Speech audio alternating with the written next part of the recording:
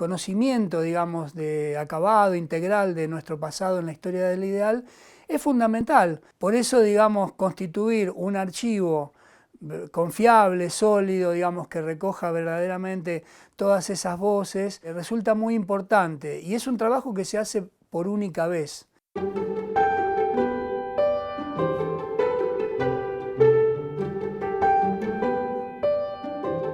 Me llamo Osvaldo Barreneche, yo soy argentino, soy un voluntario, conocí el ideal como Yen. Como formación, sí, soy historiador, siendo parte del Consejo General de la Obra, como consejero para el diálogo con la cultura contemporánea.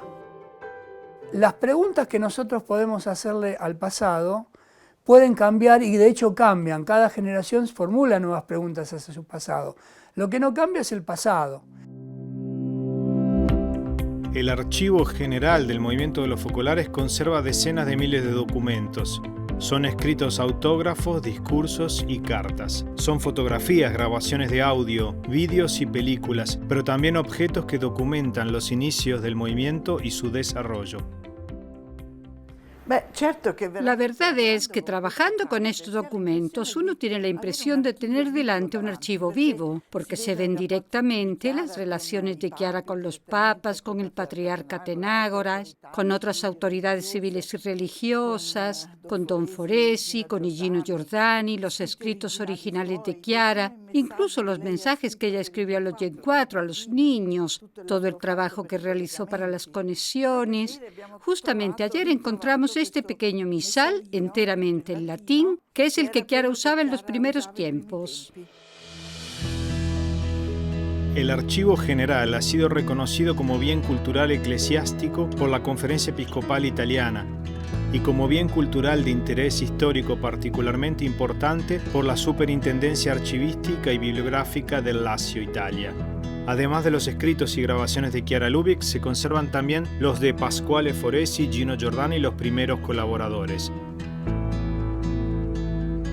No solo, también se recogen aquí documentos que testimonian la vida de personas y comunidades del movimiento en las distintas áreas geográficas del mundo. Todo se gestiona según las normas archivísticas internacionales, para garantizar a la generación presente y a las generaciones futuras la posibilidad de recurrir a las fuentes integrales del carisma de la unidad. Está en marcha la digitalización de todo el material, tanto para su conservación como para que pueda consultarse. Recuerdo un libro muy influyente de un autor inglés, Benedict Anderson, Comunidades Imaginadas.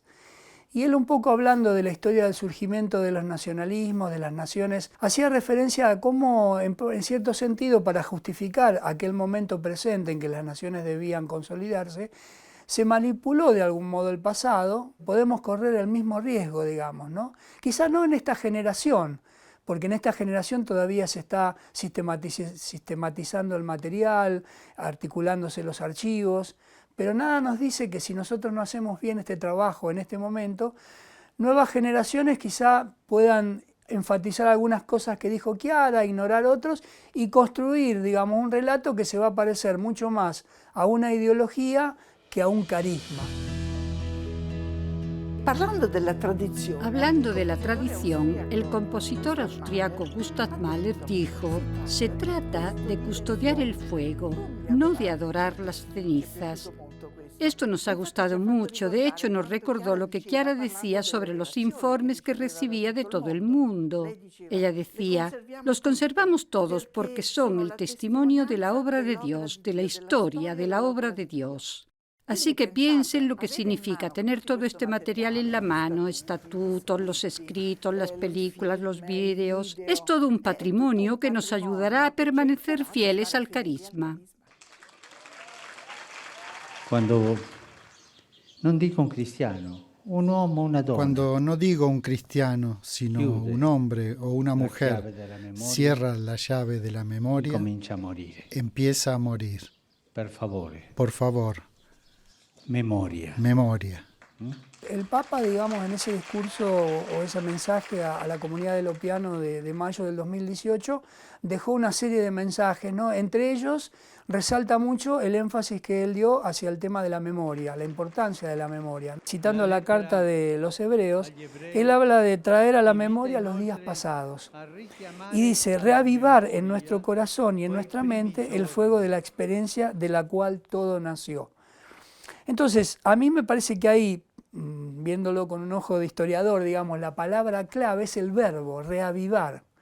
Porque no es un pasado que, digamos, en nuestra mente y en nuestro corazón lo vamos a evocar añorándolo o como algo nostálgico. No se trata de eso, es reavivar el verbo que él resalta. ¿Y qué quiere decir esto? Justamente lo que nosotros pensamos, actualizar permanentemente ese pasado, ¿no?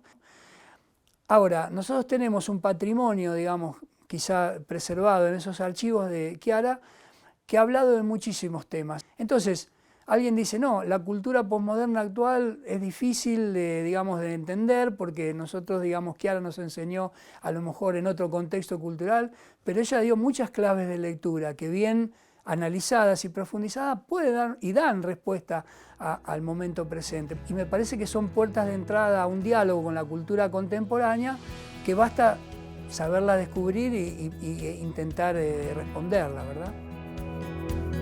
El patrimonio multimedial se ha conservado desde los inicios del movimiento. Sin embargo, para poder aprovecharlo, aún hace falta mucho trabajo de catalogación.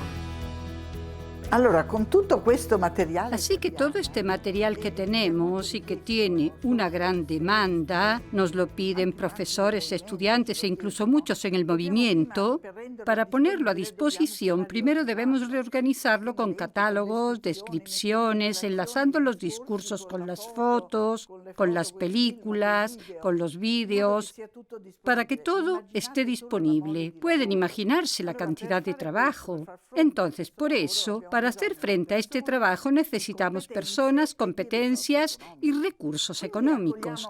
Así que acogemos con gran alegría a personas capacitadas, pero también a jóvenes que quieran adquirir experiencia durante un periodo aquí con nosotros para ayudarnos y colaborar.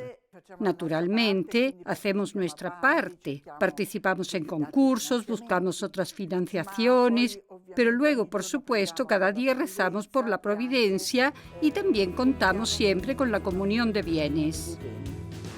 Por lo tanto, digamos, para hacerle preguntas al pasado tenemos toda la eternidad. Para preservar este pasado tenemos solo el momento presente, ¿no? Así que me resulta de mucha importancia, sí.